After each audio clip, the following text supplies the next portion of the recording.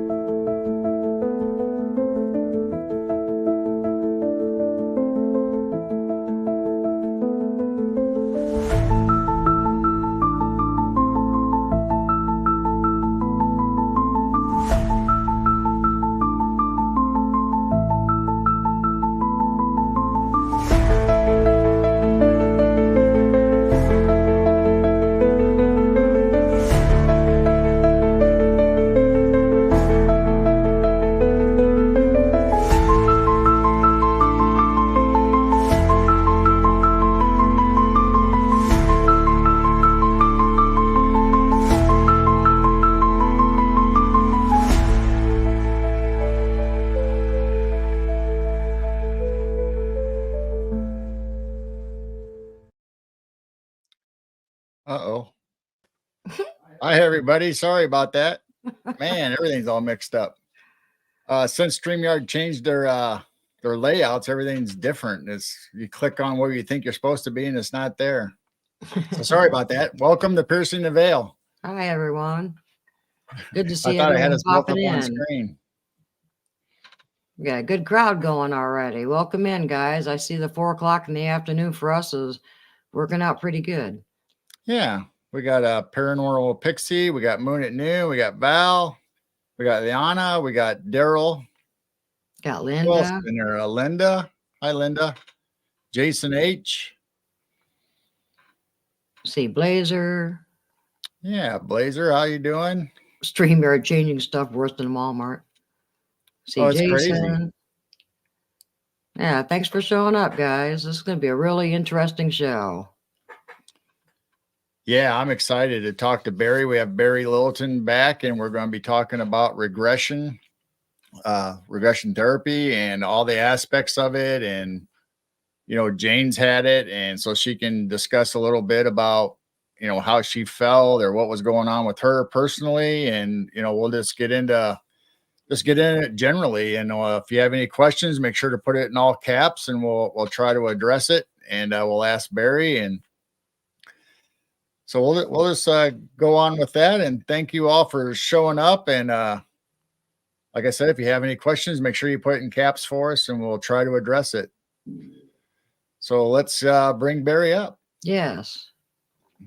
Welcome, Barry. Hey, welcome back, Barry. Hey, greetings. Thank you for having me back on. It's good to see you thanks both. for coming. And, I appreciate it. So this will be interesting, as most things are these days. Oh, yes. So usually we see you on Jessica the Cryptid Huntress, and you're talking about,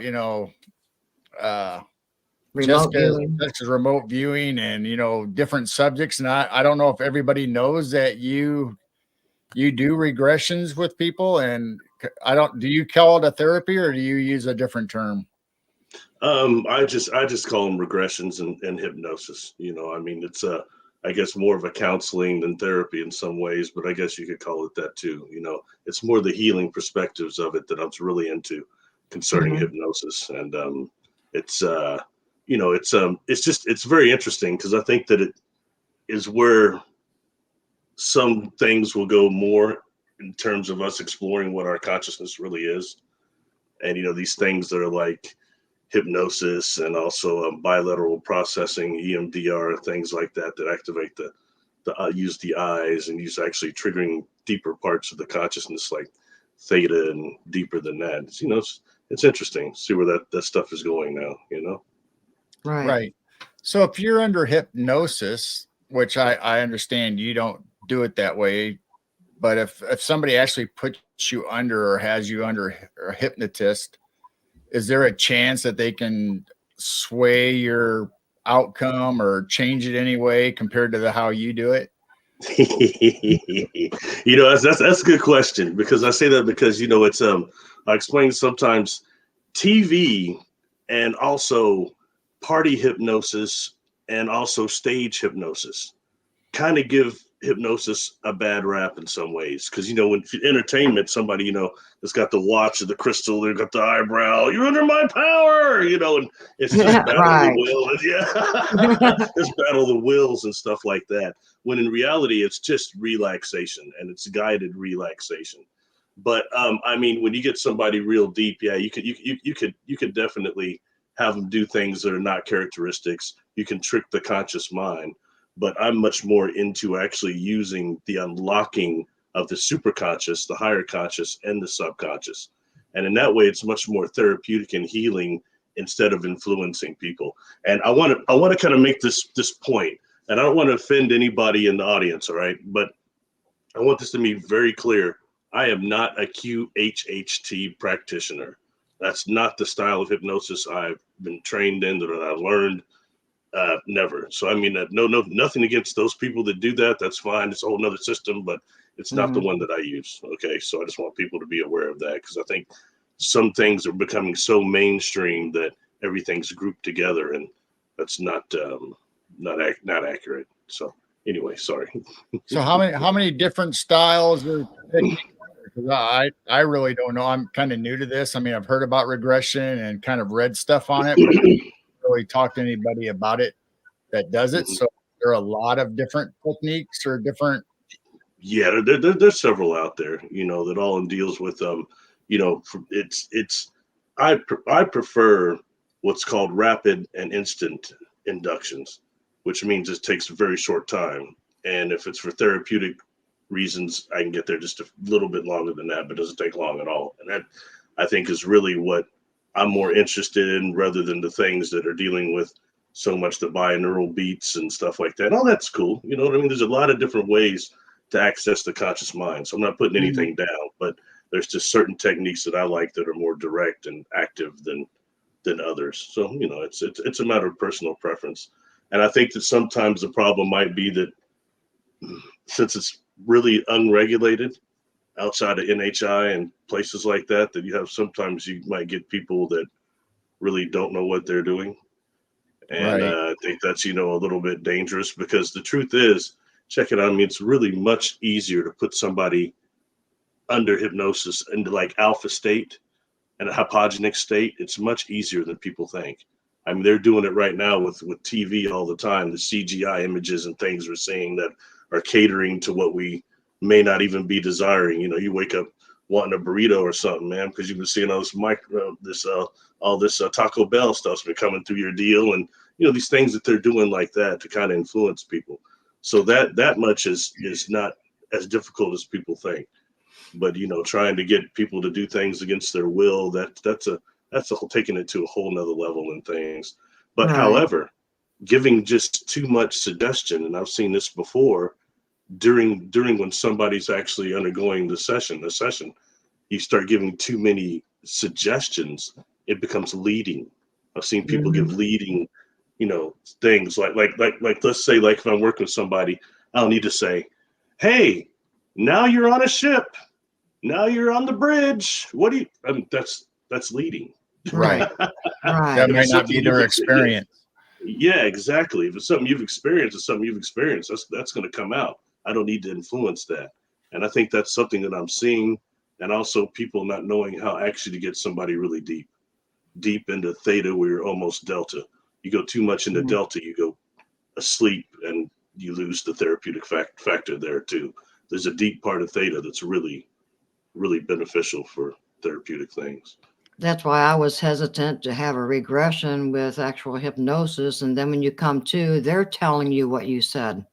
You're relying on them, and you don't remember anything through that regression. So the way you do it, the memory is there. You're in control of yourself, but you're in a very deep, relaxed state. Thanks. It's interesting because like I told you before we even began, I had mentioned that somebody like me, for the whole reason I learned hypnosis, and I started learning this like just after high school, and things like that, because I was obsessed with trying to get back missing time. I had four experiences that were averaging over 4 hours and a half missing time each. And that's a lot of life. And for what I can remember from each of those experiences, is it's fragmented. Okay. And I went for years being against hypnosis. And then I learned it, and then I could do other people easy, but I couldn't do myself, because I'm too freaked out, Mr. Paranoia Control Freak. That's why, you know what I mean? I didn't really want to be hypnotized. I couldn't let go. And finally I had to go sit with somebody else and let them work with me. You know what I mean? Right. And it's just, and it's all this, I just couldn't relax. But then when you actually, the word go under isn't right, but when you are in trance, you find out that really you have more control than ever. Although the body is relaxed, I mean, like this relaxed, but the consciousness and the mind are on point. Yes. And you have access to things like the superconscious that has recorded everything, and not just your life now, all life memories now, but your soul life memories as an immortal soul, what all you've been through. That's all there, and you can start accessing that. I mean, that's heavy. It's the real us. It's a very fascinating. Then you come back when you're done, you're like, well, that wasn't what I expected. And how come we're not like that all the time? It's kind of, isn't it? Right. Yeah, exactly. Yeah. Now, Thank Pixie you. was asking if you can explain the different states of consciousness. Now, I know that's a pretty broad thing, but how, like you said, the super consciousness, is there different levels? How deep can you go with hypnosis or the therapy? The super conscious is the term that I like, but it can be called all sorts of things. Like higher consciousness, the divine over self, the higher self. This book here, the Uranta book, calls such the thought adjuster.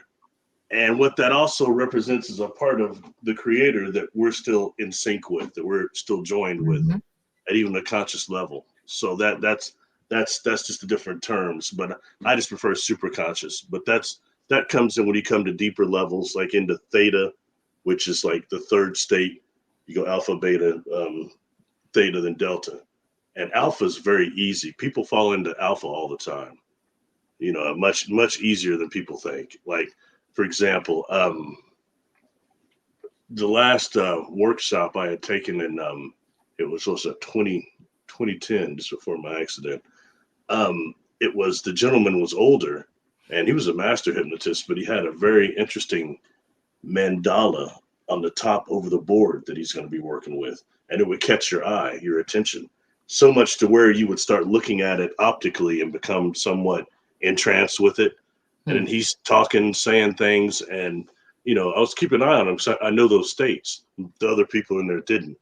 When he got done, there's certain things that he wanted to review, and I pointed out one or two things he'd mentioned. And people look at me, I don't remember him saying that. I had it right there on my notes.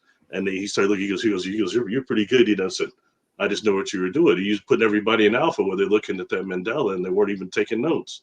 That's just to show the different, how easily people are influenced. You know what I mean? So that's right. Yeah. And right now we've got things with technology that are influencing people like that. When they talk about targeted individuals and things like that, things that use the micro audio spotlight things, or influencing people's dreams, dream technology, that stuff is real. Where dreams are actually turned into memories, and those memories are turned into reality. That's very, very influential on people. And I think people need to be aware of such things exist. That's not just all conspiracy theory. You can start looking that stuff up online and find companies that are transparent about that somewhat, that they're using technology to influence and program dreams. Yeah, you know what they're doing on a black budget. Yeah, I had heard that, not only besides that, like retailers and big box companies are going to start trying to influence our dreams where we're thinking about their products, or I don't know if they call it dream advertising or what the term for it is, but they're trying to creep into our unconscious state while we're relaxed and most vulnerable. I'll tell you what, I try to refrain from using my like entertainment references, because that irritates people sometimes. But an entertainment reference for that is probably my favorite movie, Dreamscape, 1984, with Dennis Quaid and Max von Sydow.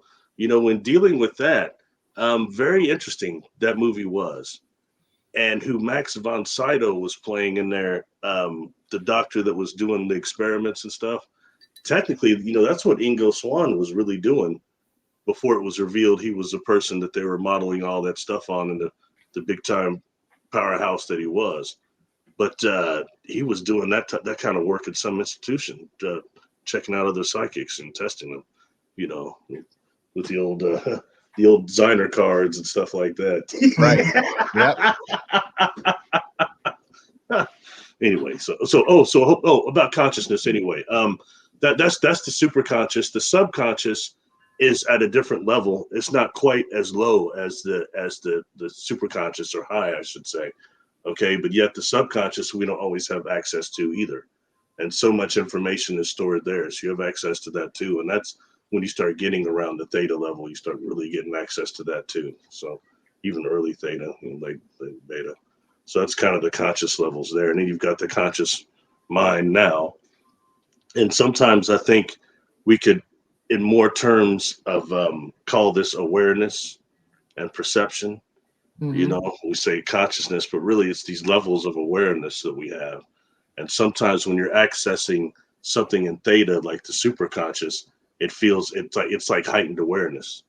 You know what I'm saying? It's kind of it's interesting because you have access to that, and it's really a trip when you don't have blocks on it. So hopefully that explains that to a degree. So when we get relaxed and we start to dream, how do you determine that state compared to your like you were talking about your super consciousness? How do you know somebody's ready to tell what they have stored in that memory bank compared to what we're dreaming, and that might not necessarily be reality that we've had?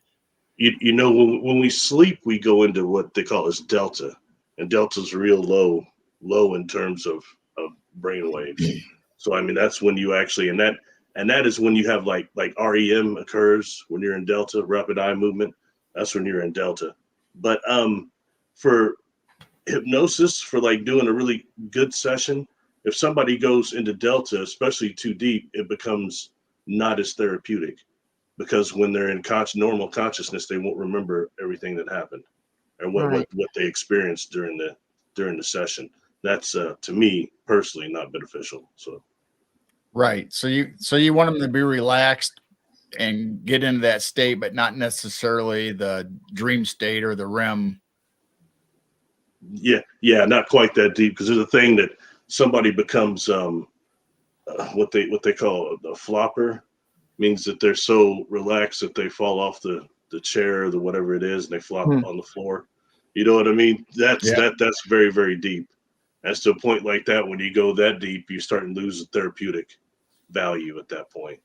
Whether it's for trauma release or whatever the case might be, the specific thing that we might be doing. But by the same token, you got to have them deep enough that you can bypass the conscious mind.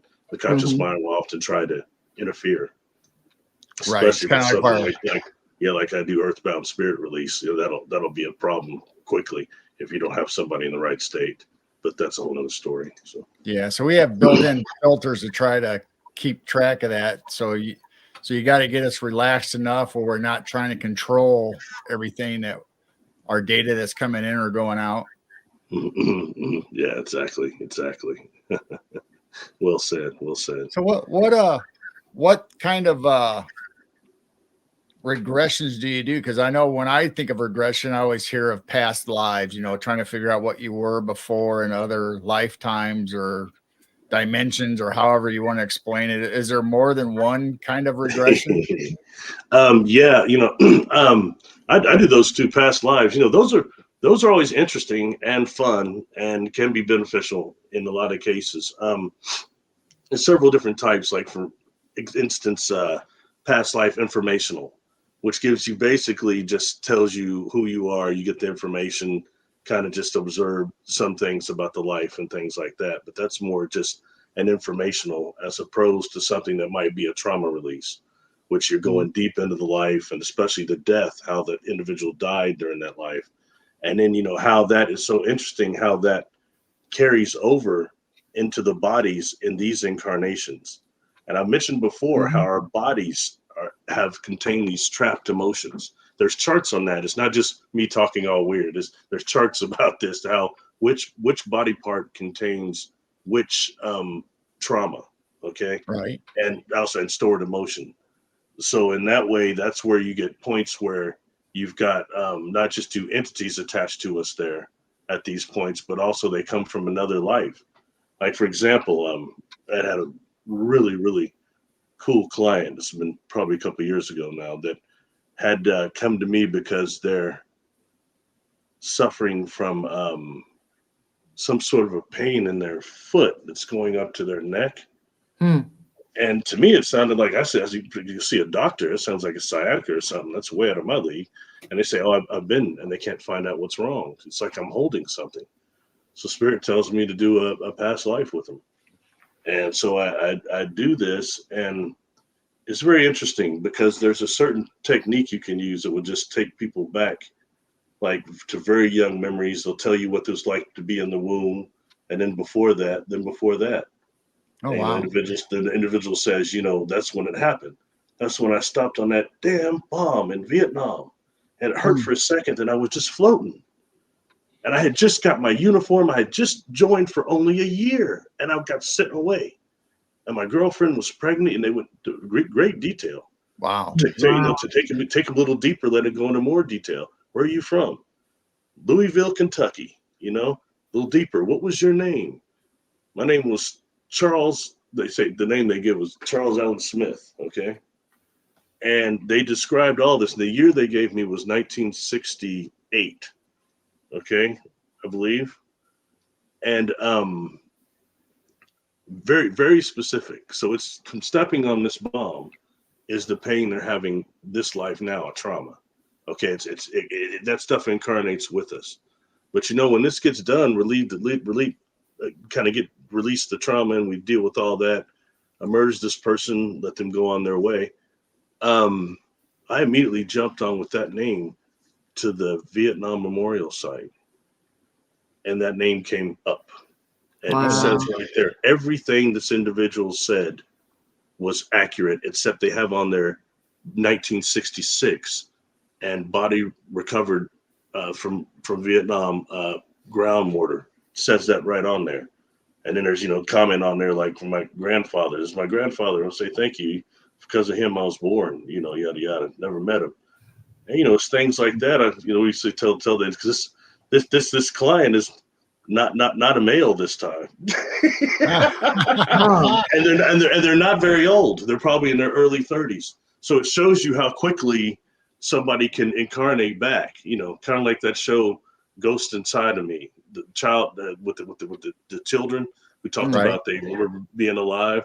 The one kid said he was in 9/11, pretty much. Yeah. So I mean, it's real interesting when doing things that's not just crap. We do have other incarnations as immortal souls, but sometimes, like I mentioned, that trauma just comes with us. So that's kind of what we get when we incarnate here.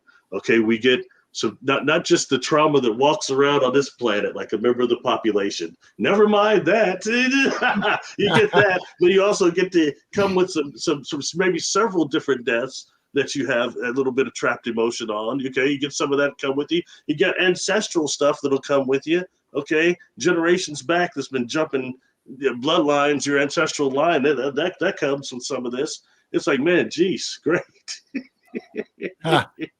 Yeah, because I had heard that like people's birthmarks or whatever could be like wounds or like from a bullet or a part of how they've suffered trauma in that body part or wherever the birthmark is. So I don't know how true that is, but it kind of sounds like what you're talking about. Or if they had a fear of water, they could have died of drowning.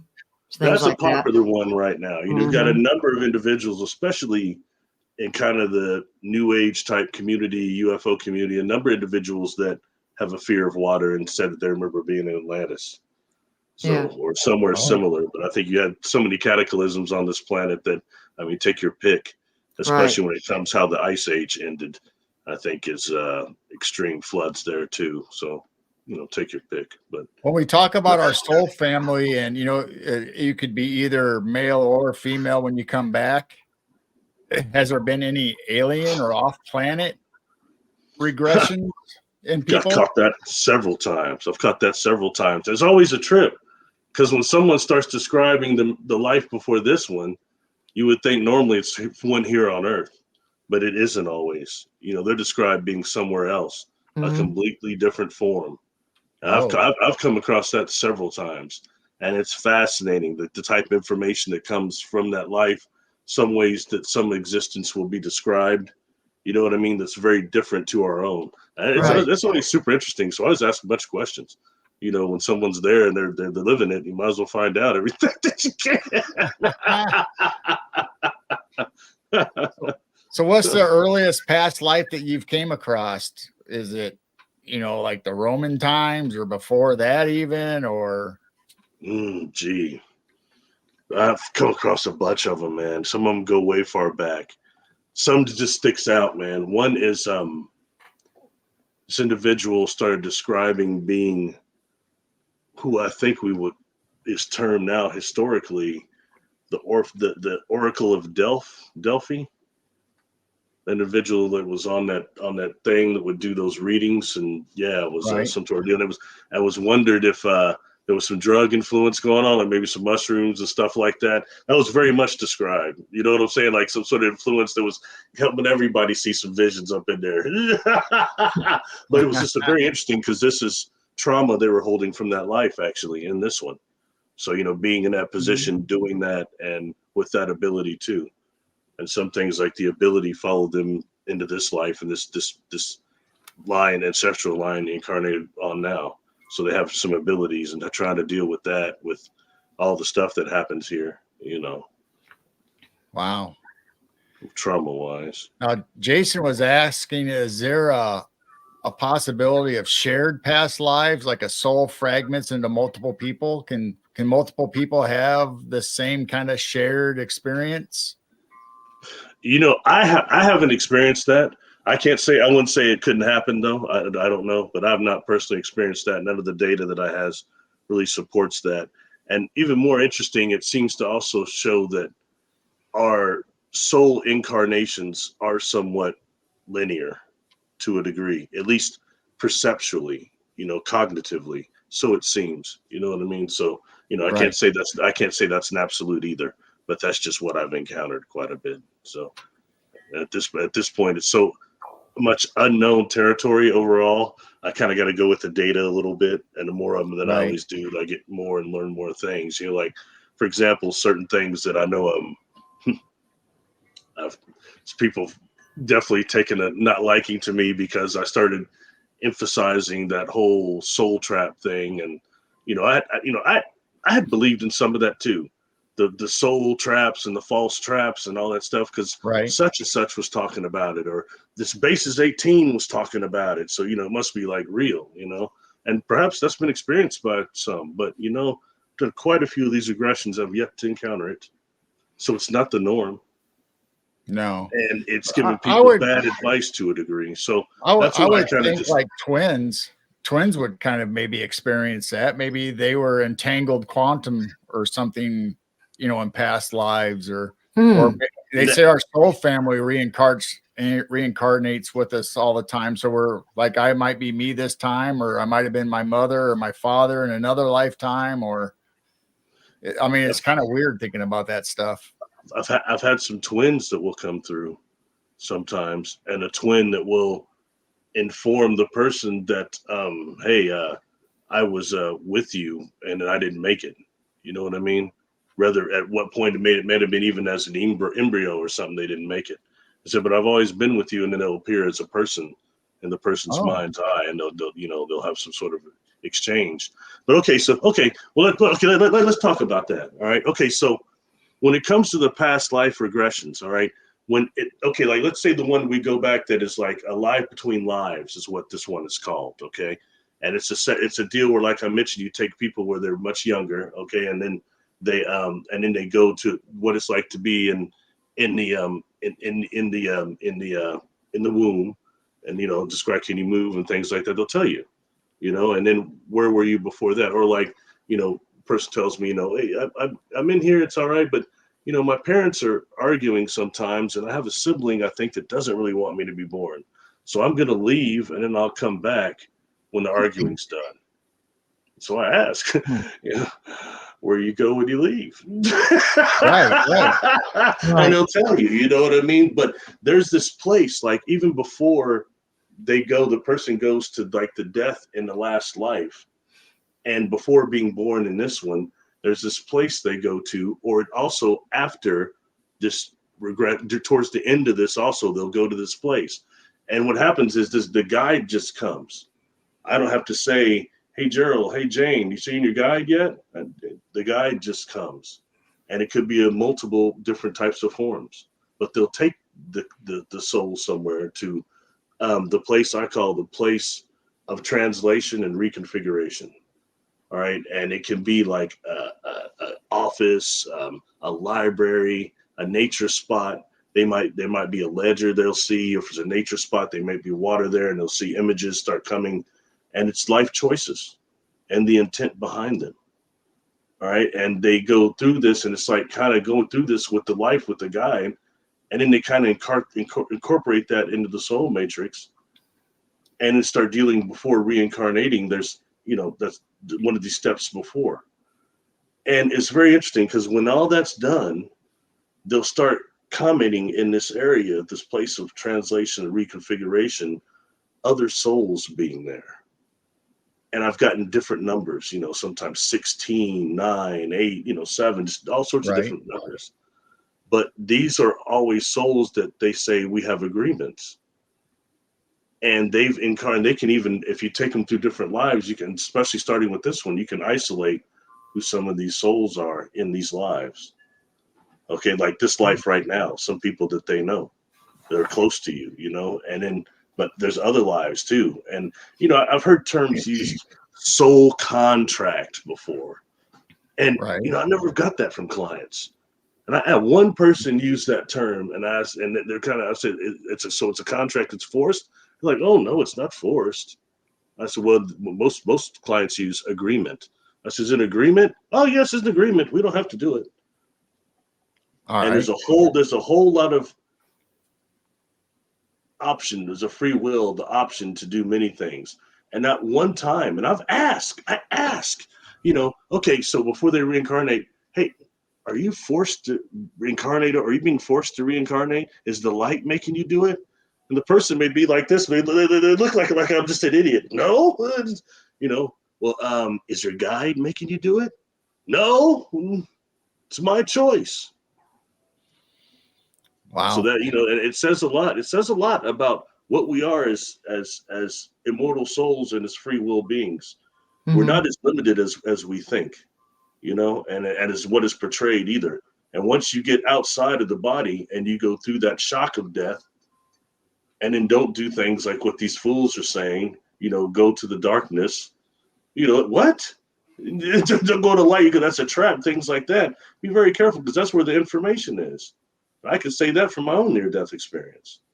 You know what I mean? So, but to each their own. I'm not going to try to battle with people anymore because a lot of times they don't meet my criterion, which is one, have you had a near-death experience? So do you know? If you did, what happened? Explain. Number 2 is, are you a medium? Every medium is a psychic, but every psychic is not a medium. Are you a medium? Okay. Number 3, have you worked with a database, a control group of earthbound spirits, either inside or outside the energy field? And those are different. The ones outside the energy field, mediums can pick up. Okay. The other ones that are so entwined in the person's energy field, in a person, or an organ, or wherever it is, that you can't detect them. It's quite disturbing, to be honest, I think. But it is what it is, So these people that can't meet those criteria, and if they do, okay, well, you don't go to the light, then what do you do? And they don't really give you any type of real technique that's going to help anything. Like right now, I can tell you when you go, okay, when you there's a book here, right? And this is called The Mind of God. And it's written by Ray Hernandez, the CCRA Institute, the Conscious Contact Research Institute. Used to be called Free Foundation Mitchell Extraterrestrial Encounter thing, but they changed to CCRI. But that book is what this survey that they've given out, and all this information that was compiled by these academics that are involved with this. And it was that when you die, that you go to what's called this repository, this mind of God. And then you actually, some of you gets wiped clean, and it takes actually your current life memories. Okay. Wow. And then you go back to your new destination of choice. And in some ways, I did a video, even as that place of translation and reconfiguration. And even that is by choice to a degree. So that becomes the fact of, okay, that's what everybody's talking about, the soul trap that we get trapped in. But if you want to take this and do a correlation, I did a video recently called The Mind of, well, it's been a while ago, but it's on my channel. It's The Mind of God and the Eagle. And when I take that, I cross-reference that, those people that are really familiar with the Carlos Castaneda work, okay?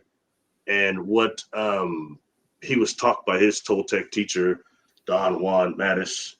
He instructed him that the universe is actually shaped like an eagle, okay? And when we die, we go into the beak of the eagle. And it's the beak that wipes our soul life, our life memories, and takes our life memories. So they had developed a system that's called the recapitulation, the recap. And what that involves is doing things as a prana type of breath, and also using your imagination and envisioning, bringing back all the energy from every situation you've been in during your life and recreating it, bringing that energy back, but also reliving the event and assembling that energy and bringing it back. And what happens is when you actually go to this transition during death, you go to this mind of God or to the eagle. It actually takes that recapitulation. It takes the recap and leaves your soul life memories intact. And your next incarnation, you're much more access to your soul life memories as an immortal soul. So that's just a technique. And I'm just saying that because we got to all be careful where we get our information. I'm not telling people to have to believe or listen to me, but I'm offering things like this and saying things like this. These people they're not giving you anything like that, but they're telling things that are getting many more earthbound spirits trapped here. And I ask, before I transition or cross the earthbound over, when they identify, I ask, why did you not go into the light? And they'll tell you. They're most chatty most of the time, and they've been on this person for sometimes they've been on them for their whole lifetime. And they'll tell me, I've gotten several times now.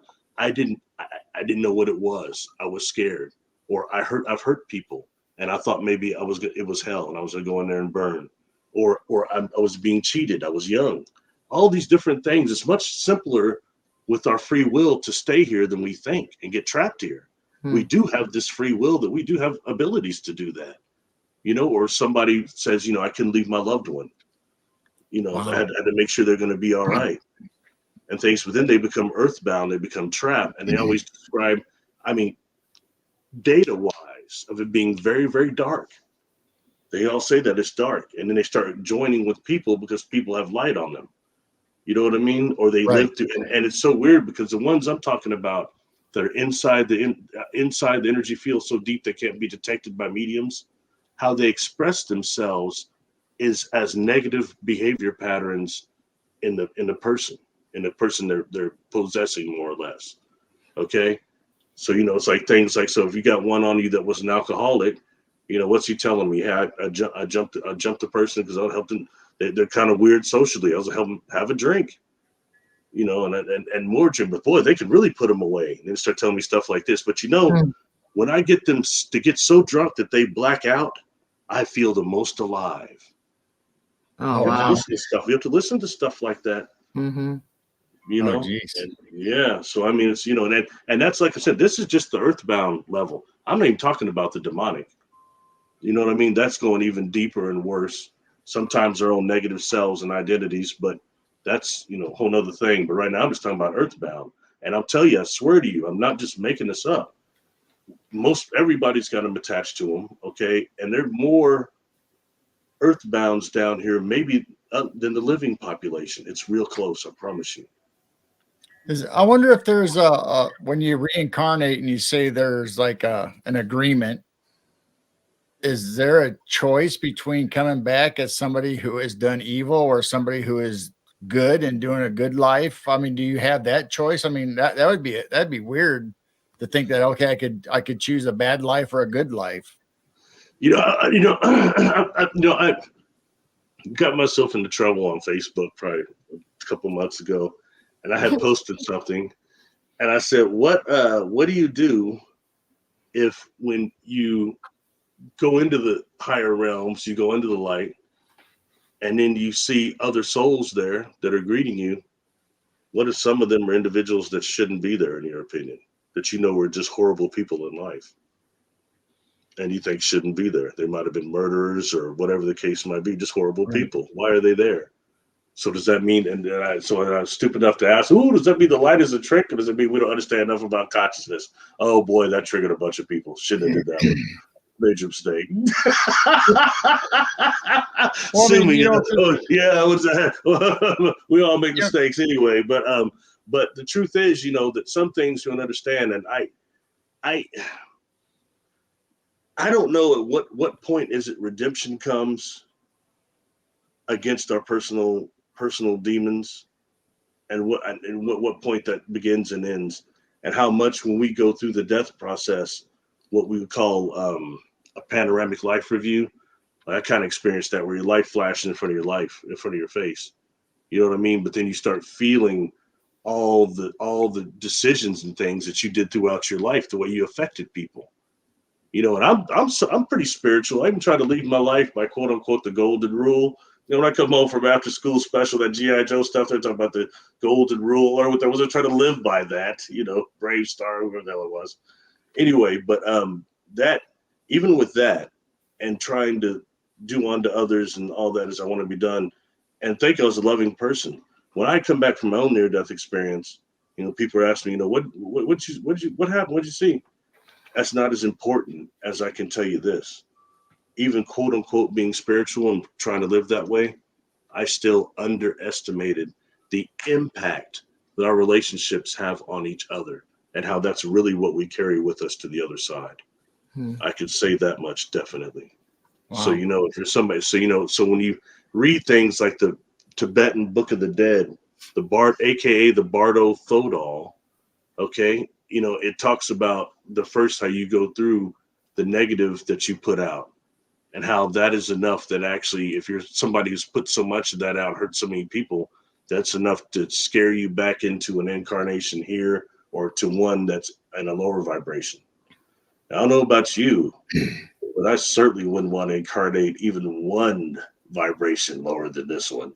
That would be total hair. It would be complete anarchy down there. We would be having a discussion like that. You'd have to regularly people jumping out with clubs, everywhere, barbarians everywhere. No, thank you. Anything lower than this would be very, very hellish. And I'm sorry, this place is hellish enough right now that I used to wonder if it's a prison planet. But the work that I've done doesn't show that. It does show it's a school. School, period. This place is a school. Right. So anyway, we've heard that about reincarnation, that you're actually coming back to learn a lesson that you need to learn, or whether you have never loved before to truly experience love, or whatever the goal is, that you come back. And we've heard that before. So that's what made me ask the question about, can you choose evil over good when you reincarnate and make that agreement? So I don't know. I had an instant where the individual, I've talked about this before publicly, the individual had, when they went to this place of translation and reconfiguration, first is that when the guide identifies itself finally, it's a Sasquatch. And this is somebody that's not into that stuff really. And then this Sasquatch is about probably, like 12 feet tall with some type of a uniform on. I mean, one that makes like Star Trek uniform, or Starfleet look silly. It was a really advanced uniform this individual was describing. And then this place of translation reconfiguration is actually a ship a ship that they're describing being outside of time and space because they're seeing all these universes. And there's like a crystalline type of chamber that the soul goes into there, gets this reconfiguration process and goes through the life review and all that. But when it emerges, it's choosing which universe to go to. And I know it's not just bull what they're saying, because I've had some experiences, all right? And they describe some of these other universes looking like broken glass shard, broken pieces of shards of glass. I've seen something similar, that it's not all bull, which makes me wonder about bubble theory universe-wise, because they're not all shaped like bubbles. Some of them are different. Anyway, so I said, well, they go anywhere. I said, well, I'm asking, like, well, what about the universe up left up there? Which one? The far left. I don't know, man. And they said, oh, that one is that's a peaceful existence. Said there we exist like in its fluidic space, and we exist like almost like microorganisms in terms of we're all connected on the conscious level, but we're the size of like large planets. Okay, and they start saying it's a very peaceful existence, but it's boring. I'm not going back there. I'm going back to the use of the universe. I'm going back to Earth. I'm going back to this year. They just started calling it out. I'm just sitting there. I mean, okay. I mean, it's stuff like that. So when you have that type of an option of universals to go to, it takes it to a whole nother level. We start talking about what we really truly are, Wow. Far beyond just the humanoid frame. So a lot of different containers for consciousness. if they can pick where they want to go and what time, say as far as Earth history, does that go with the theory that time is present right now, no matter where we at, whether it's our prehistory and our future are all happening right now while we are having this conversation in this a different dimension or a different timeline, or however you want to explain it? That's a good question, because I mean, when we keep it completely honest, we don't really know what time is. Right. And I hear some people, so time isn't real. Well, I can tell you one thing that is real. It goes forward. We know that. Yeah. Right. Our biological frames prove that it goes forward. But when dealing on the universal scale, it's going to be something different. Like some of these earthbounds I've crossed over. I had a client years ago, and they had picked up like some of these earthbounds would come from them and this was a local person that did it in person. They were younger, and they picked these things up in like these different castles they're describing in Romania and places like that. And these earthbounds are using phraseology that you know what I mean? It's very odd. Right. And, when it turns out that their parents were pilots. So they've been all over the world, touring stuff. And they started picking up earthbounds as an empath, picking some of them up, some of these ancient places. So that means some of these earthbounds have been here for, almost 1,000 years, or hundreds and hundreds and hundreds of years. They're describing a totally different type of world, Wow. It's great. But for them, there's not any time, or somebody saying, I got to get to my family. What year did you die? What year did it happen? 1928. But my family's still alive, and those people have crossed over. I could see them all there, psychically before the earthbound even reveals much to me. I can already see the portals are there, and I normally can't see them until you start talking about love and about God. That's the way it works. So no matter what these people are saying, okay, the creator, love, and the light are all connected. I've seen it repeatedly. I don't care what they're saying. That's why they're giving a lot of disinformation that they can't really support. And it's getting a lot more Earth people trapped here. I had one tell me recently, this was just like 2 weeks ago. This earthbound tells me I was scared to go into the light because I was told it was a trick. I said, well, who told you that? My church. That's all they said. How easy is that for you to figure out? It's a satanic church. Okay. And that was very obvious immediately. And you didn't have to be Right. Sherlock Holmes to figure that one out. You know, you know what I mean? Yeah. So it's but things like that is, it's a real situation, And then there's the other thing people say, oh, and everything that you see there is holograms, and this is holograms here. Well, we have the quantum hologram of the universe that we actually live in, and how those are the hard drives in the universe. So, I mean, that's going to be some of what you get. There's no way outside of that, but that doesn't mean all is evil and everything is AI. We are beings of perception and awareness. So anyway, I don't want to go too far left and piss off Right. the people. No, I mean, that's very interesting. I mean, we always hear about people not crossing over, not going to the light because either they feel like they haven't done or accomplished what they need to do, or they don't feel like they're worthy or good enough to go into the light sometimes. I don't know if you've heard that or. Oh yeah. Oh, definitely. Earthbounds will tell you that. They'll say not just a trick ones. They've said, like I said, I've heard many times I've come across that. I've hurt people. I've done terrible things. So I'm going to go in there. It must be hell. I'm probably going to go in there and burn. And I've yet to experience that.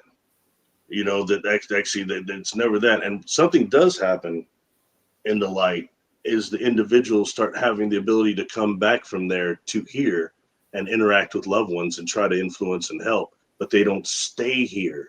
They leave again. You know what I mean? So they're not trapped. They're not earthbound. Total different thing going on there. And I think it has something to do with what they call quantum entanglement, how all molecules are connected at that level, at the subatomic level, molecular level, I guess, excuse me. Anyway, so. Right. Jane, you got anything? Well, we got a couple questions that you started. We can always go back and get those taken care of. Oh, before they get lost. Because there were some good questions back there. Interesting. And then one thing I was thinking is, everything changes these days. So you really can't be set on one thing. You got to have an open mind and change your thoughts on things. So I guess here recently, is there a reincarnation that was in 1700s, 1600s, or is there a multiverse like Doctor Strange that you're living all of this now, but it could be a timeline to 1700s that, people are thinking that they're going back, and recycling over and over again, but it could all be happening now all at once. I've wondered that how many multiple existence that our consciousness may be having simultaneously. Yeah. And all I've been able to ascertain at this time is that it seems to be almost chronologically in terms of our full perception, our full cognitive ability. Like right now, for example, when I'm one of those people who had to try to get something they call dream attention, meaning we've got these different types of warriors here. We've got these different types of gifted people, those that are quote unquote like stalkers or gatherers that have to actually store up personal energy to get enough to be able to have lucid dreams and to sustain dream attention, meaning that you have these people that are just as lucid in their dreams and cognitive aware as we are here. Mm-hmm. And when you really start looking at that Castaneda stuff, that was the ultimate deal that they were dealing with, was actually making the dream body somewhat as corporeal as possible over here, but transferring full cognitive ability into it and then molding it, aka shape-shifting things of that nature that they're doing in the dream body. Mm-hmm. You know what I mean? Very, very, right.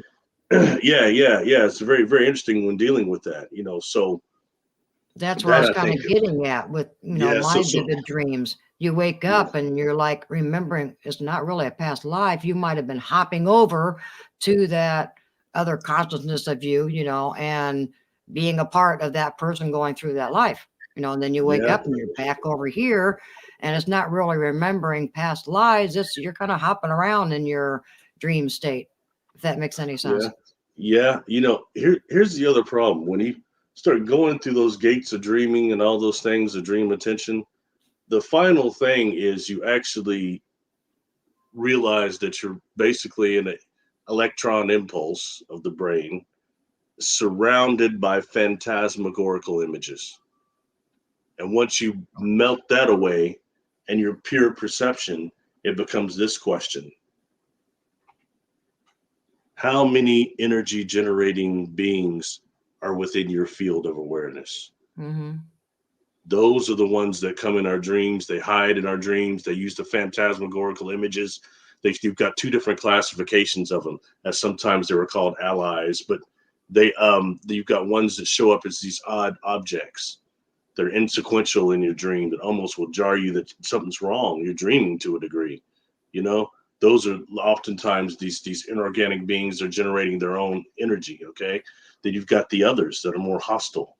They come as the people you know. They show up as people you know in your dream. All of a sudden, there's your dad or your mother just tearing you up. Your best friend tearing you down. What's the matter with you? You know. But the truth is, it's one of them. Mm-hmm. And when you start breaking around those phantasmagorical images, you can see these other energy generating inorganic beings that are in our field of awareness.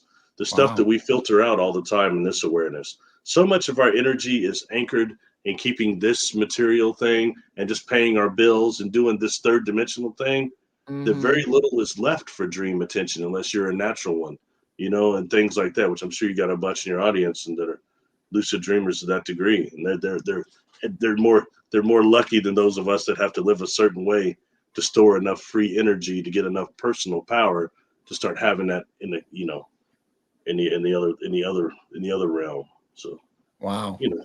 So do you think we're working as a collective to like make a holographic of our world the way it is or is perceived it? You know, just like in I don't know, Doctor Strange, you know, and all of a sudden that witch was projecting everything to be. Then when she took it all away, it was like burning trees and desolate and all that horrible stuff. Do you think we have enough power as a collective to make our world look nice and pretty? But if you take away the hologram, that's actually desolate like that? You know, I think that kind of takes us into what, you know, like Sheldrake and everybody, Rupert Sheldrake, they call the morphogenic field, and how that is actually the field like generated by not just us, but as a collective, as a consciously. So what is the morphogenetic field that we're generating on Earth?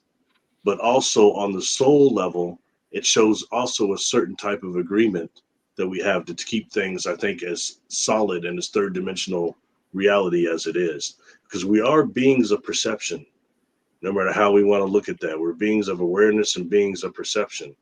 And in that way, you know, it's like if you see a person's energy field, actually, it's very luminous, but there's a dark spot on it. And that's what, you know, the Toltecs call the assemblage point.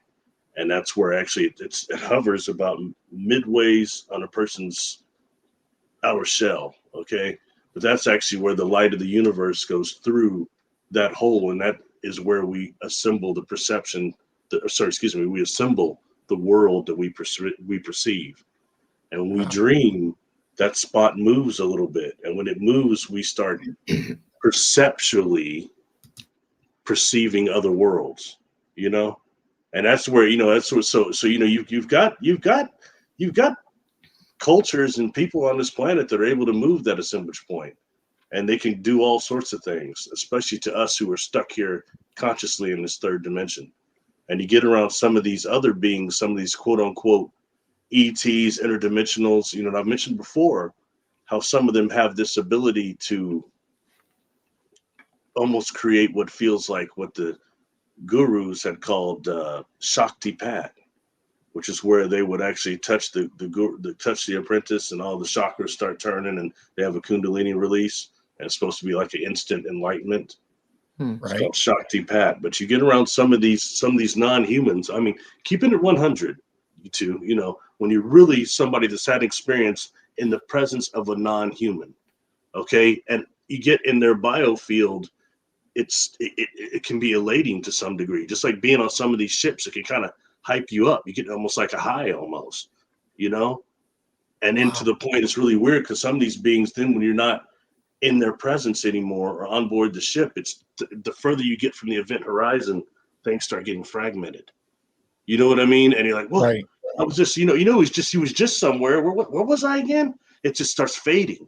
And you know you were just interacting with somebody. But when you're not in their presence or in their biofield, it becomes, it made me start wondering, like, is that a defense mechanism or is that just a natural evolvement of their biofield?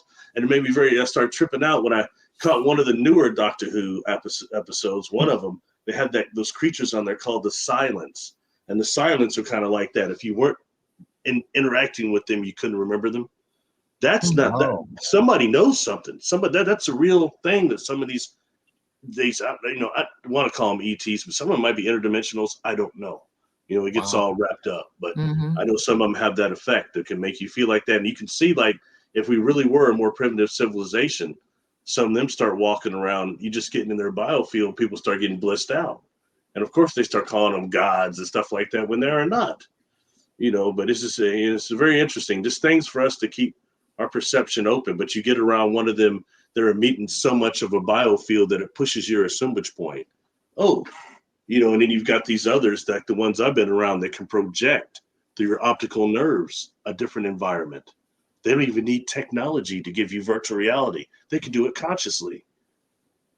Things like that. Right. We just have to be aware of such thing, and I'm not saying that it could, how much that can also be used for deception too. That's not what I encountered, but it's right there. And I was warned against how that's used for deception. So as people were somewhat limited perceptually and cognitively, sadly, but Wow.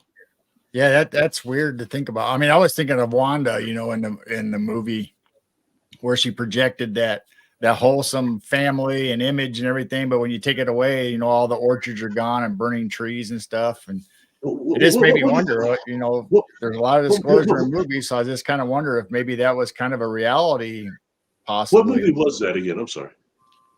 I think it was Doctor Strange. Into the multiverse, where you had to go ask Wanda for a favor, but she was really not who he thought she was, even.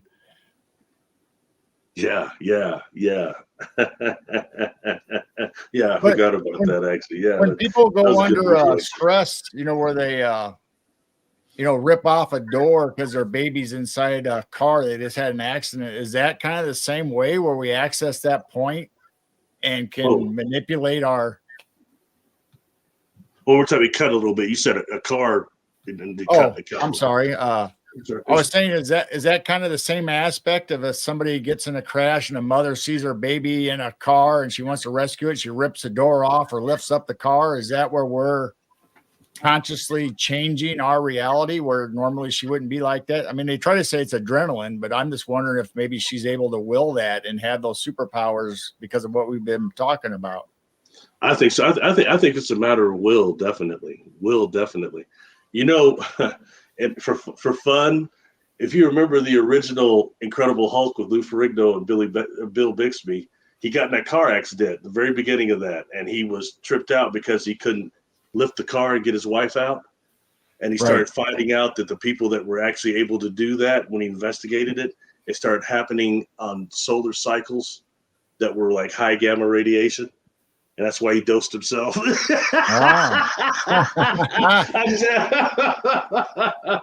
Anyway, just little things like that I just think of. Sorry, but I think it is also a matter of not adrenaline, but also I think it's sheer will also. And we have much more power than I think we think. You know what I mean? And we're not like, for example, I do a lot of work with the negative self, which also fractures into what are called negative identities. And the negative self and the negative identity, so much of our energy is wrapped up in that we can actually start creating poltergeists and things, and creating things that we'll think are demons and outside forces attacking us, even voices and things, which there are those too, but they don't have to do much. We've already got this burning fire already going. All they got to do is pour a little grease on it. You know what I mean? But but it's how much, and we start dealing with like what really happened during this supposed war and everything that happened at the higher realms. Something happened that gave us the ability to have a negative self. And a negative self is always putting us down. Always.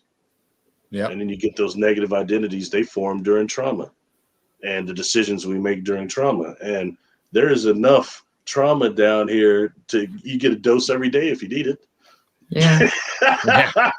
Definitely. Yeah. Anyway, so sorry, but yeah, so it's just things like that. I think it's really just kind of important to keep all these things in perception. So what I want to do is, I'm not telling everybody I know everything. I can only go with the data and what I've experienced. But some things that I believe, like this is a prison planet, and that everybody's going through the soul trap and all these things, it didn't hold up against the data and against the work I've done. So, even I had to adjust.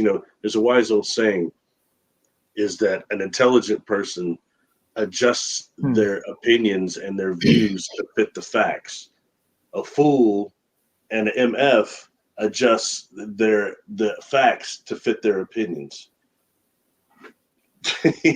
Yeah.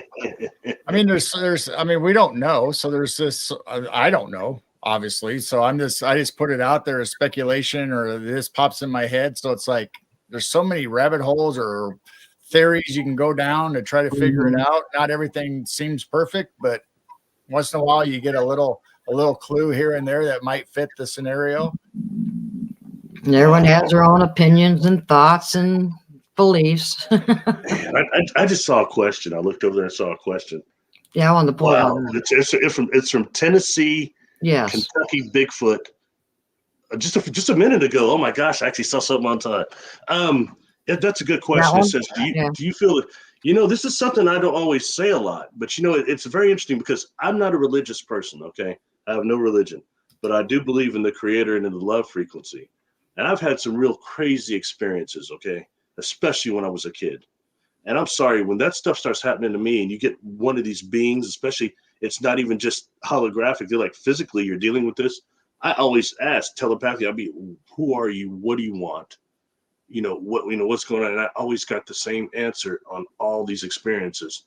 And it was the Christ consciousness. And the first thing I start thinking is, because it sounds like religion to me. So it must be a deception, right?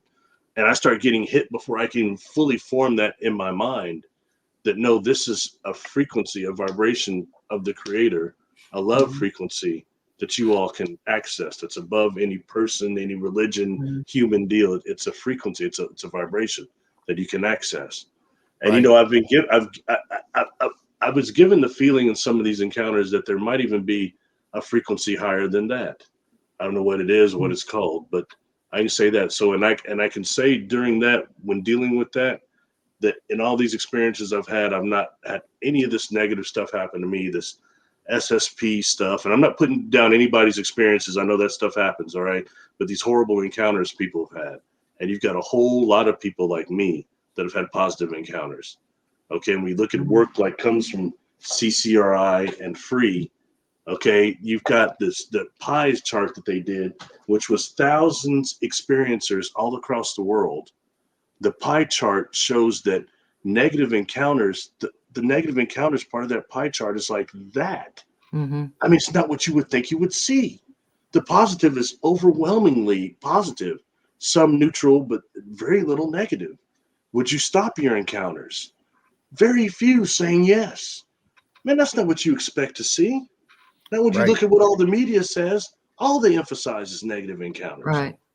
Which do happen, but I mean, that's what sells. Reptilian cell, cloning cells. That's what people want to hear that talking about that. They don't want to really talk about positive encounters or something like radiotropic fungus that I've talked about before. That's on those walls of the nuclear reactors, Fukushima and also Chernobyl. And it's a melanin dominant, very black, dark fungus that uses its melanin to convert gamma radiation into the growth cycle. And when you start looking at when you start getting some, every now and again, some scientists will talk to me. They come in like anonymous, and then they will communicate, and then they disappear. They'll email me or something. I always ask that, but they would tell me some of the things that they were thinking that actually that fungus was sent here from a melanin dominant type of civilization. That's probably type 5 or something to help us with radiation cleanup. And it would have been a civilization that has really gone into the miniature. You've got not just the nano, but below that, you've got the pico. And this is a civilization that would be working on the pico scale and maybe doing and sending something that would help. Now, that's not necessarily definitely what happened, but it's just something some of them were having conjecture behind this fungus. And I can tell you on some of these craft I've been on board, there's a fungus component involved. I've talked about that on a bunch of my videos all the time, so I don't bore everybody with that. But there's one of the things is a mycelium type of fungal component that they use. And when I first said that in 2014, when I came forward, I got laughed at, got dogged by some people. And then guess what? Years later, NASA started announcing that when they start trying to make habitations on either the moon or on Mars, they would make them out of mycelium. And at that point, we're already starting to use mycelium for like building infrastructures and bridge infrastructures. That's been going on for a while. It's not such a joke anymore now, is it? Right.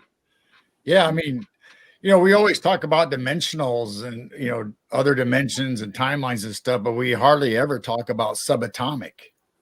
I mean, that's a hidden world to us, even though it's all right here around us and everything's made of, vibrations, frequencies, atoms, all this stuff. But once you go deeper inside that, I mean, that's a whole nother world. Just like Ant-Man, the movie. If you look at that movie, it's like, oh my gosh.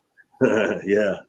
If you look at that in actuality, okay, and like the implants that was pulled out by Dr. Lear, when they actually examined those, they were saying that there was like 2 or 3 miles of carbon nanotubes in each one of those little microscopic pieces. Gosh.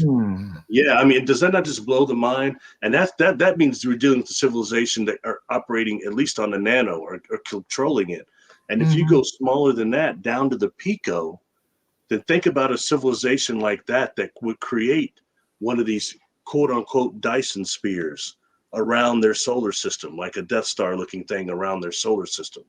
That type of engineering feat on the pico scale, they would be exploring space through inner space. Like Martin Short did a Quaid. That was a terrible movie, but you remember that inner space. Right. But similar to that, but I mean, that's really how they would be exploring the cosmos in that way. So we have to really kind of modify some of the parameters of the different type of contact we get.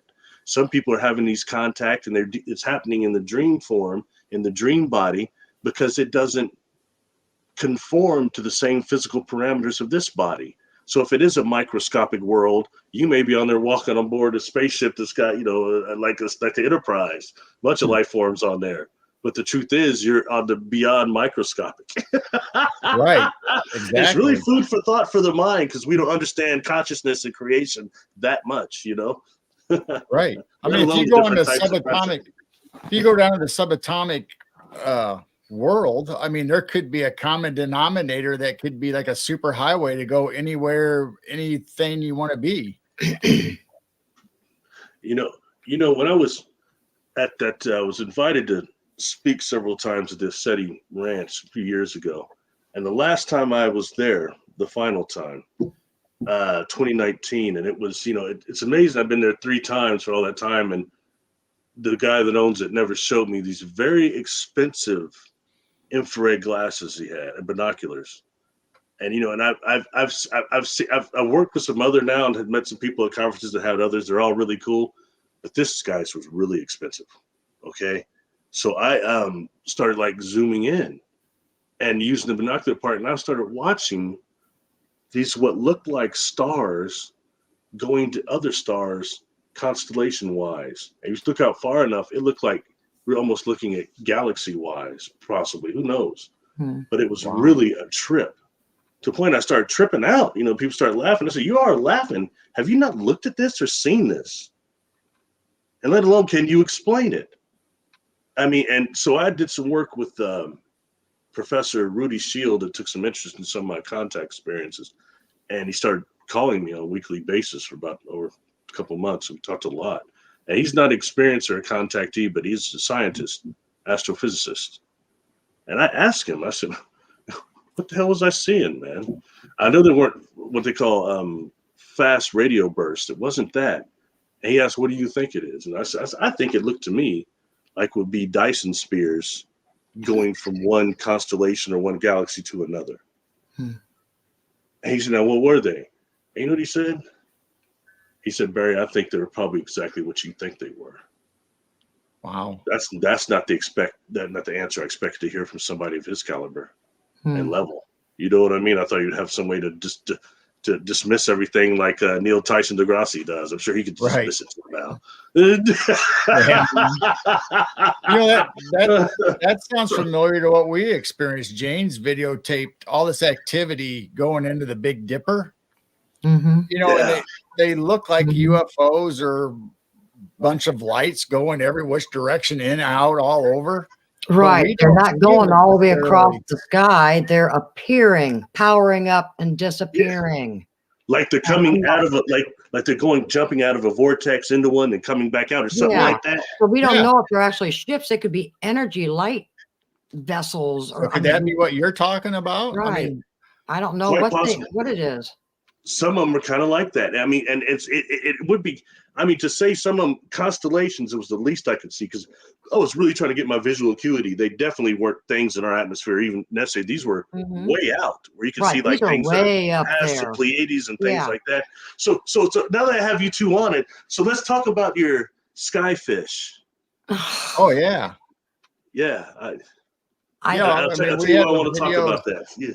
We have the videos that we can't see with the naked eye. We've never seen one with the naked eye, but when we have the IR on or night vision, we see these things just floating through. They look like a fish in water, but going through our atmosphere, our air. We don't know what they are. It's strange. And you can see them go past the Martin house, and the Martin house is like 12, 15 inches. So you know these things are long, flying around. We've tried flashlights. We've tried the UV purple light. They're not physical, you know, in the naked eye, but the IR is picking these things up. They're not the bats and bugs. We're seeing them in the wintertime. I honestly think there's something we're seeing, interdimensional beings or something. They're interdimensional. That's just my conclusion that I'm coming to. You know, I would say you two are 100% on point. Okay, for me, when I was a teenager, I found out how to build a couple of those cloud busters. I made a couple of them. They're actually very simple to make. And I could like bust a cumulus, and I started getting more advanced. I tried to start busting these nimbus clouds. And, you know, after doing that, I started not feeling good sometimes. And it's directly connected to working with this thing. And when I started going deeper in the research, especially with not just Reich, but Treble Constable, wrote a bunch of stuff about this. And he called them critters. But what you have is this DOR energy, like orgone. This is dealing with orgone energy, life energy, but DOR is deadly orgone radiation. And that's what actually holds the nimbus clouds together. So this cloud buster I had, I didn't know that Reich was actually drowning these, not just a bucket, but in actually a running groundwater source. I didn't know that. But these machines were collecting DOR. And there's a technique that Constable had offered that involved, this was still the area we had Polaroid and Kodaks, you remember. And I infrared film with the ultraviolet filter and just start taking pictures around this machine. And I started seeing these things around the machine. And it was these things, and they looked like amoebas to me, like unicellular, microcellular organisms. And similar to like if you look at pond scum under a microscope. Right. And these are things that are floating all around our atmosphere. They're just slightly phased out with us. You know, and it's kind of like, you know, for another fun reference, if you remember those 80s movies, From Beyond by what was his name? H.G. Lovecraft. He had one that was called From Beyond, and it had this resonator, and you switch the resonator on, man, it started vibrating the pineal gland, but they start seeing these things swimming around, these all over, and dude's like, "Don't move, they'll see you." but in reality, these things, and what Constable called them, were critters. Or I've also heard them termed on my channel. There's if you go to the playlist, extraterrestrial beings, life forms, these are also called critters or energy zoa. I think I titled it Energy Zoa. And you've got a couple of different types, some that look like amoebas, some that look like protozoa. Okay. And then you've got these others, to me, and I think people call them rods. Right. And you see these rods, when you really slow those rods, you know, they look a lot like flagella, excuse me. Mhm. I want to get butchered for my pronunciation. But if you actually look at a flagella and look at the actually anatomy of it and look at some of these rods, a lot of similarities there. So I think that that's what you're getting with these beings are just slightly out of phase with us. You Yeah, know, I call it, and the to the point, rods look like cigars, and the skyfish, they've got bumps on both sides, and it looks like they're spinning sometimes.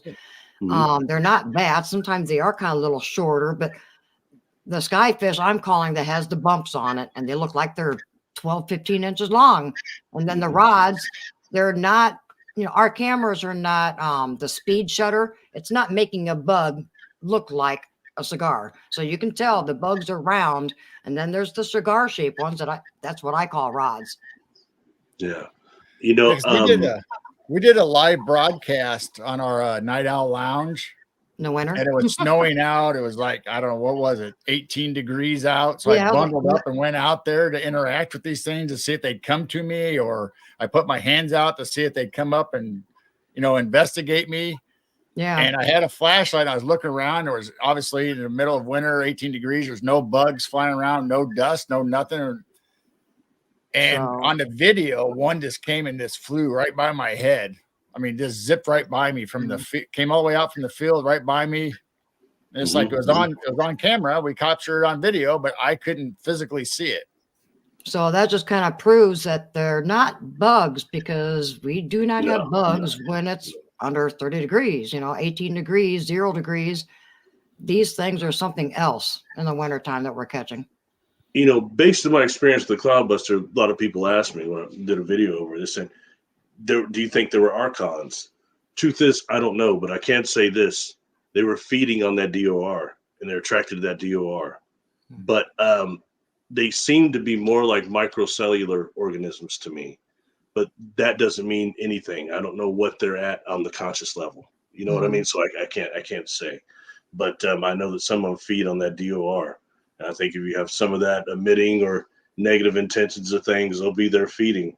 So that's not a positive thing. So for sure, But then again, you look at remoras though. Are they necessarily negative beings, or they just feed the way they feed?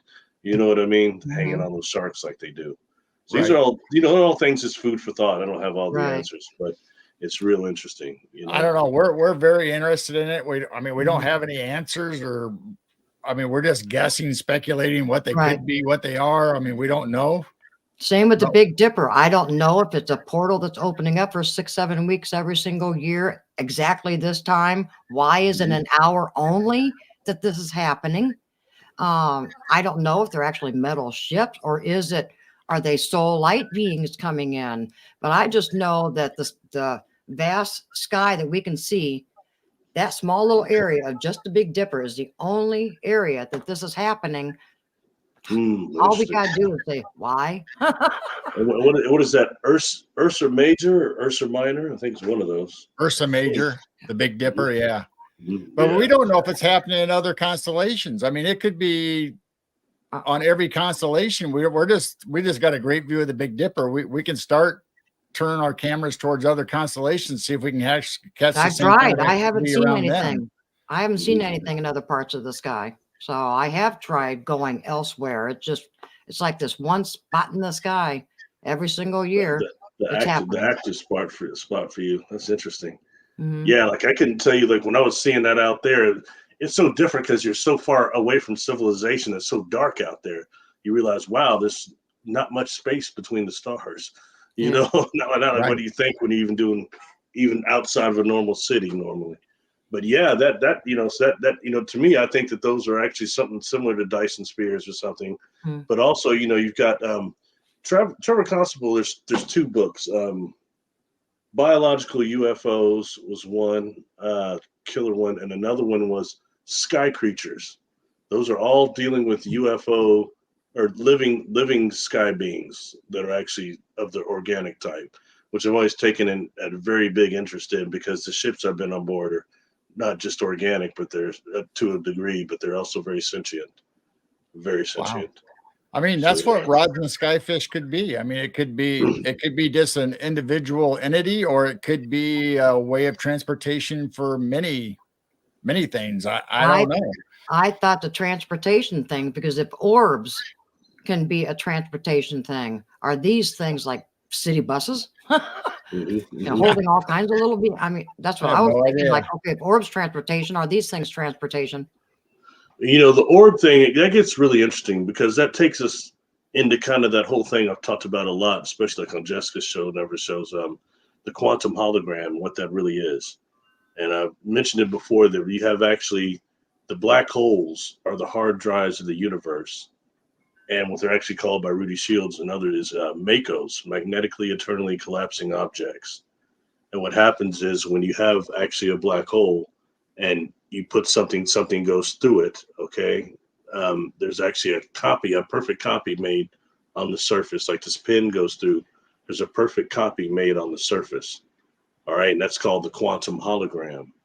And then when it actually goes on through, and all this information is actually stored in the Mako itself, which is the mechanism that stores the memory. Okay, so in that way, you've got these things that everything that goes through actually starts like the same way wraps around the Mako, similar to the way the accretion disk does around black hole or behind a galaxy. Yeah, so similar to that, this accretion, but actually that's the universe wrapping around there, to where the inner part will be immediate universe, the out part will be towards the beginning. Okay, at least the beginning of where the Makos were created anyway. Okay, and this is information that Rudy Shields got from actually data from the observatories, so it's not just talk.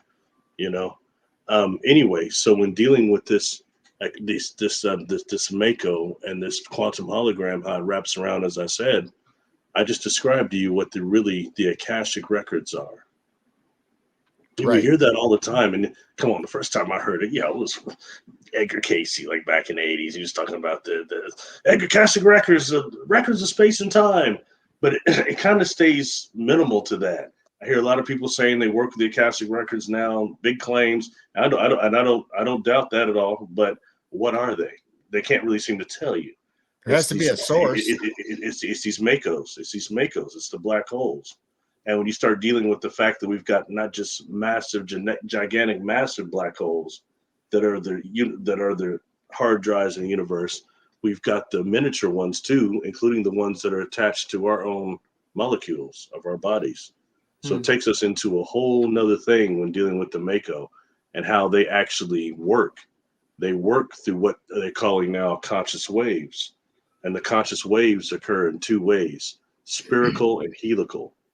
And for our bodies, we've got these things called microtubules. And for what I'm talking about, we'll go into the brain microtubules. The brain microtubules are used like the grab reflex, like for the monkey thing. All right. And we can go into that for the brain, the mirror neuron network. And what that is how I'm telling you these stories right now. You can envision them and seeing them. That's the same thing, and all that is connected, okay? And that's very much similar to what I just told you about the quantum hologram. Wow. Very, very similar when you look at that. And since the microtubules are actually spherical, and these conscious waves that run the Makos, the black holes, have a helical and spherical, we can interact with these through our brain waves. The Akashic records through our brain waves. This is important stuff, Wow. Yeah.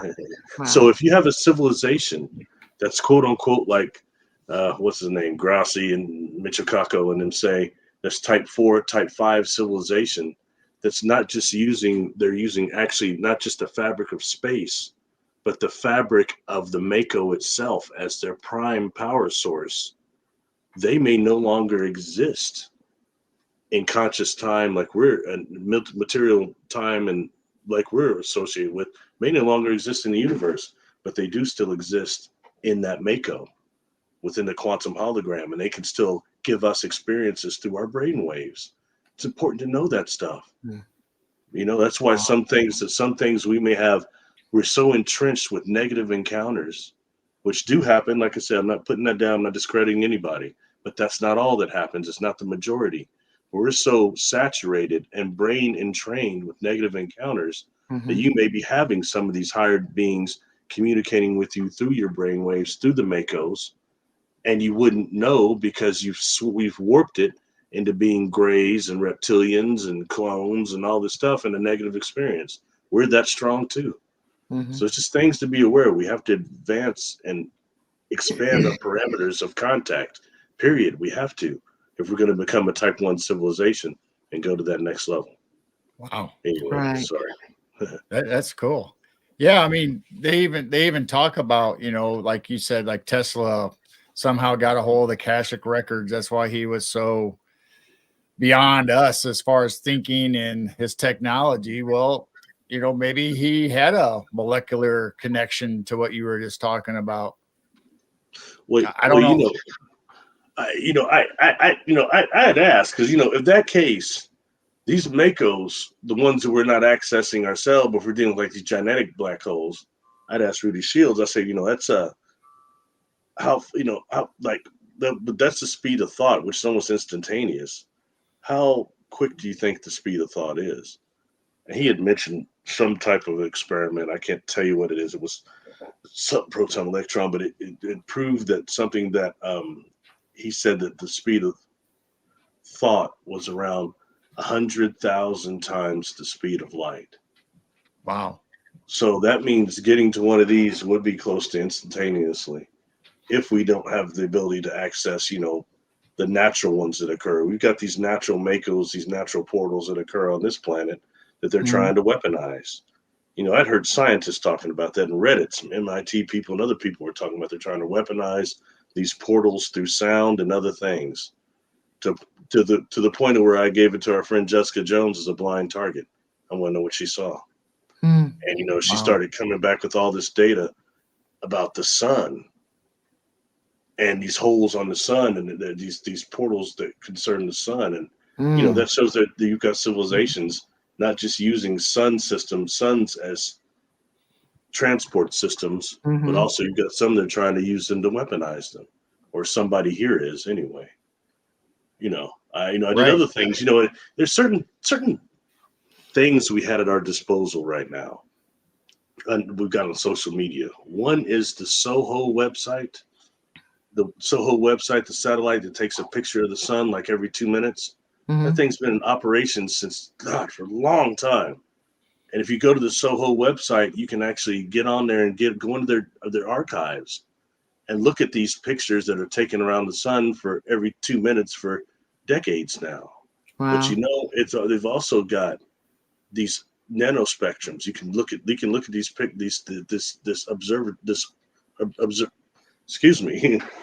observation of the sun every 2 minutes on every nanospectrum. They got like green, blue, yellow. And when you start looking at some of those different nanospectrums, you see things like going in and out of the sun. And people started getting hip to that. And there's like, a lot of times you see these huge cubes. There's even times you can see something that appears to almost divert Earth-directed solar flares. Something will be bigger than the size of Jupiter there, these craft. And there's several times these cubes have been found. You can get on YouTube and just look that up, and you'll find people that takes pictures of these. You can go to the Soho website yourself and just learn how to work the data archives and the nanospectrums and do it yourself and look at it. You look at that stuff long enough, you'll see these odd things going in and out of the sun. And in that way, I kind of agree with Dr. Blair and other people that the dark holes of the sun, the black spots of the sun, are actually portals amongst everything else they're saying. And we've got something else off the sun between the the magnetic fields of the sun and the magnetic fields of the earth where they join. You have these things that open up that are called electron diffuse regions every few minutes. People can look this up. Those are actually portals, dimensional holes between the sun and the earth at those magnetic fields. Wow. So that's, it's things like that we just need to be aware of. So, and I believe that the black spots are actually these portals and black holes of the sun that are used by those that are using suns as power source. I've heard that before. And the fabric of space as power source also. And I gave those cube. I gave one of those cube, the big one that a lot of people had got on YouTube and stuff. And I wanted to see because I had seen that one too, without social media or without YouTube and stuff. but I wanted to know, what was on. So I gave that one to Jessica as a blind target. He had no idea what she's looking at. But she's getting a large structure and complete artificial inside, or no life forms at all. And I mean, and that thing would be so big, it would be seriously like twice the size of Jupiter. That thing is huge. To even see it against the sun like that, and it's nothing but AI on there. I'm sorry, that's worse than the Borg. At least the Borg got partial organic parts. Right. Exactly. It's like, man. So anyways, like I said, stuff is just food for thought. I don't know. Mm-hmm. Now, Corey Cole asked if you know anything about will-o-wisps. I have never heard that term before. I've never heard of that. Wow. Okay. I'm not sure if this is the same thing. I had an experience when I was much way younger, maybe not even 20. I was with my brother and these individuals on what they call open range in my state. And this is way out there, okay? And it was like way out in the country in what's called the Flint Hills. And there were these, it's at dusk, and there are these different fireflies flying around. There's so much insects out there. But I start seeing these certain type of firefly that had not the typical green illumination. It was blue. And more than that, they weren't flashing. They were staying on constantly. And when I tell you that, the bioluminescent, it was about like that. The tail, I mean, only their tail lights up, the lower part. So these things were huge. I kept telling my brother, are you looking at these things? And there were only some of them. Then they all started kind of grouping, and they fly into this hole in this tree that's out there. And my brother's telling me, man, you're tripping on those fireflies, man. I said, no, you're not paying attention to what you see. It's a country, man. I said, no, you're not looking at what you're seeing, man. You're not paying attention. There are no fireflies like that. So I started trying to find out more about it. And some of my Native American friends that called them, so you saw wisp, is what they called them. And they said that that's a type of a thing that's like not a fairy, but somewhat similar. I mean, those things, I was tripping so hard on them, I was trying to get in closer to see, like, are these some type of fairies, or what does their bodies look like? You know what I mean? But they have to be insectoids, but they're too big. I was just tripping out hard. He was right, I was tripping out. But I was told that those were a type of wisp. So I don't know if that's the same thing that he might be referring to, but that's the only thing that I have that's similar to that. And just to kind of take that to something else, I've had other contact experiences, and one was trying to get to the spot where the other experience had happened. And it's on a country road. There's deer jumping out there and stuff. And by the time I actually get there, and the person with me can see one of these craft, seems like it's following us.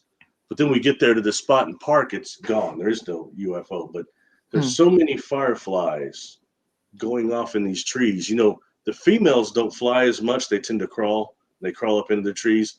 The trees are going boom, boom, and they're just hundreds and hundreds of males in the air, if not thousands. I don't know. It was unreal. It was almost looked like the Amazon, the way they were lighting up. So due to that experience, I always were absolutely, and then the experience came after that, but it seemed like the fireflies were responding. So I care what anybody says, as bioluminescent creatures, they're aware of the light ships. I'm sure of it. Wow. I met a guy, John Vivinko, does right hemispheric remote viewing. And he gave his team a remote viewing target over these odd lightning bugs, fireflies that were seen in the Amazon forest. And then they like disappeared or something. And when his team viewed that, it turns out that some of these fireflies were here from another dimension to look after they were wondering what happened to their brethren that they sent here to breed that were destroyed in those Amazonian those fires. And they were here investigating what happened to them. So when we get thoughts, and the truth is, as bioluminescent, chemical luminescent creatures, we don't really know. Is it just all mating? I've been on board craft where I've seen huge, what are shaped like quasi-crystals that are self-illuminated. They're generating some sort of a bioluminescence or chemical luminescence. I know Earth crystals don't really do that, but that's where, a lot of power source and energy is coming from stuff like that. So when people are looking at our science, really pay attention to the unique crystalline formations they're growing in laboratories that they're calling quasi-crystals. I think that's definitely where our future is going to go. Wow. That's interesting. Yeah. I mean, I've seen pictures of the beaches where the wave has the bioluminescence bacteria or amoebas or whatever they are and it just looks like they're glowing in the dark because they're so bright. Mhm. Yeah. That's a good one, because I'll tell you right now, I'm sitting here trying to light myself up right now. It's not working, man. They're doing a whole other thing going on there. Now Tammy Johnson is asking about have you ever heard of fairies branding horses' manes? Mhm. Now we just were on Andy Decode's talking about We were just horses talking having about their this. manes braided. Yeah, we have pictures of this that happened 2 miles up the road of their horses.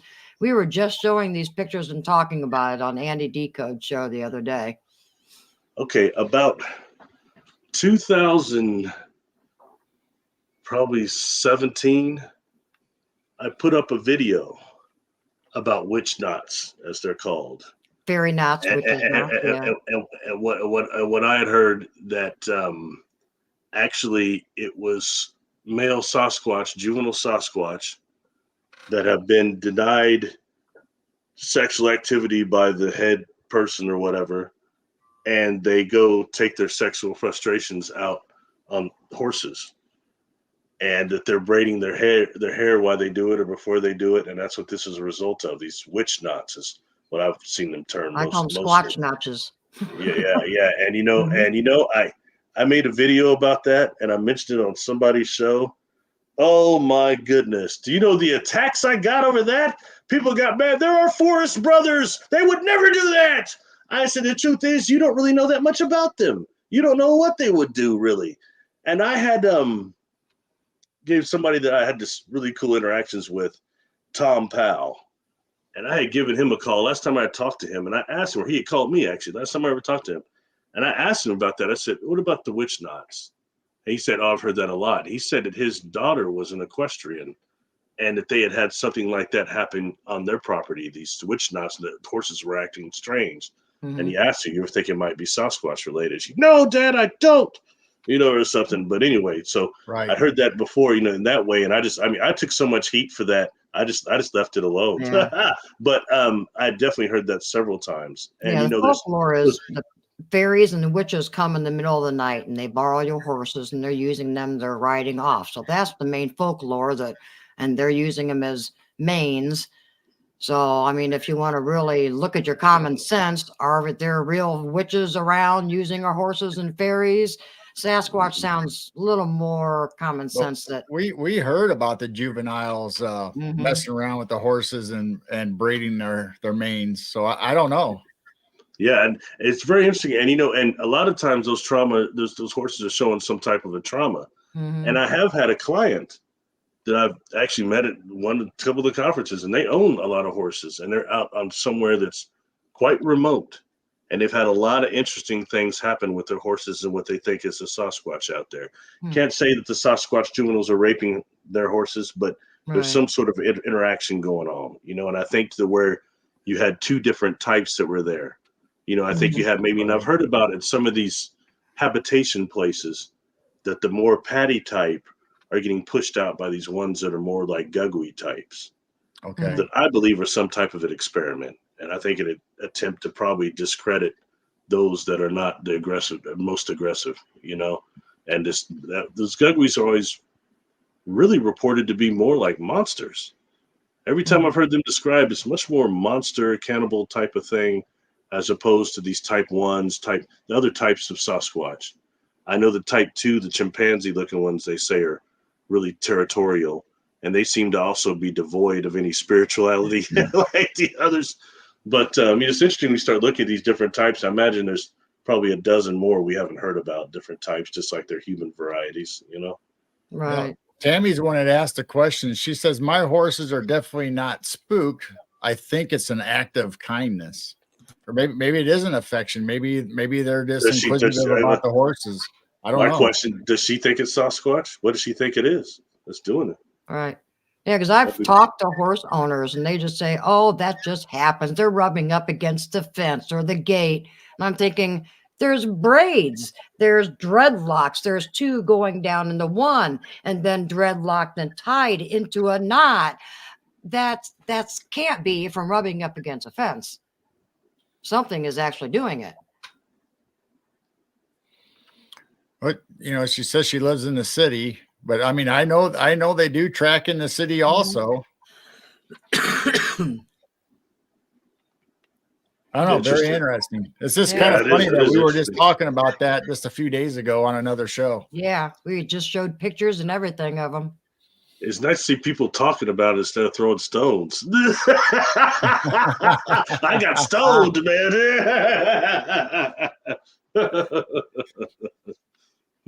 That's interesting. That's cool. She brought that up, though. If no one knows what we're talking about, just go on Google, type in fairy knots, witches knots, click on images. You'll see all kinds of people post pictures of the braids and dreadlocks and what they're finding on these horses. And then they'll clean them all out. The horses all combed out. Next morning, boom, they're right back. Yeah.